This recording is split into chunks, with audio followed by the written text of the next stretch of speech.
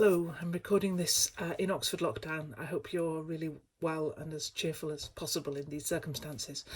I've been asked to suggest some things you might read during this enforced homestaying. Of course, everybody thinks I'm going to suggest Shakespeare. My secret is I'm not at home reading Shakespeare. But it's as good a time as any to have a go or to go back to Shakespeare. And remember, no one's going to set you an exam this time.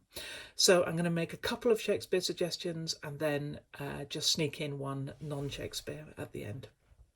So the Shakespeares. Let's start with a comedy. We all need a sense that life will resume, the world will renew itself. It's all going to be fine. That's essentially the message of comedy.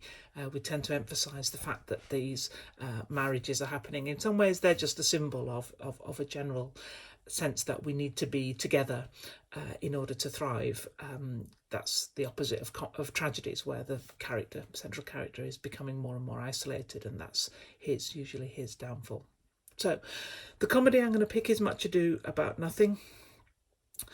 There's a really sunny play in Much Ado About Nothing, and if you like your comedy sunny, you should watch Kenneth Branagh's Tuscan film, which is a brilliant version of that. Branagh brings out the humour. He's helped by the fact that he, as Benedict, has his then wife, Emma Thompson, as Beatrice, and the chemistry between them is very, very effective.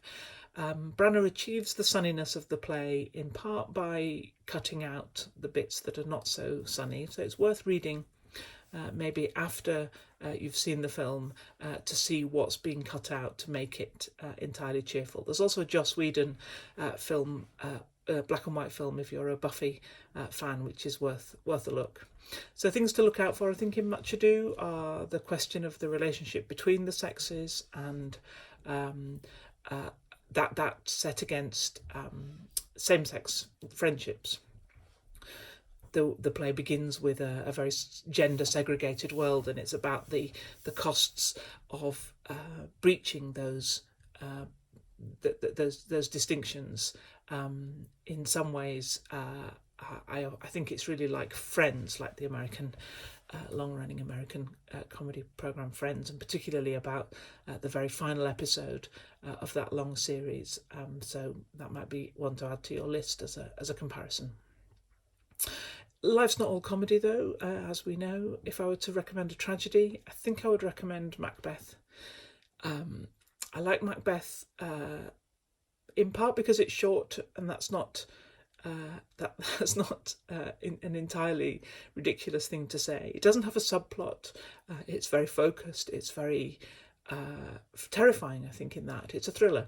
It's the play which has given us the genre of psychological thriller, of going into the mind of a murderer and trying to understand not why he does what he does, but how it is to have done that. It's an incredible feat of emotional engagement and imagination. It's full of action and event. It's brilliantly, compressedly poetic. I think at almost any one of the speeches you could sort of read and enjoy the way the language fizzes and is all kind of crammed into the shape of the verse. So really a really enjoyable play, either to gallop through, which is the pace I think it has, or to take a bit of time with.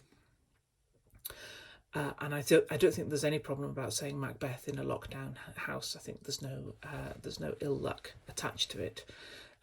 Watch me now, my desk collapse around me and some bomb come through the skylight. Okay, so that's my Shakespeare picks, and the third one, I think this is what I'm going to pick. I, like everybody else, I had Hilary Mantel's third volume of the Wolf Hall trilogy, which I'm reading slowly and really enjoying. But in fact, it's another historical book about a Cromwell that I think I want to recommend. If you haven't encountered Andrew Taylor, can I recommend him? He's a brilliant historical crime novelist, and his book, The Last Protector, is about Richard Cromwell, the son of Oliver, and what happens when he returns to London.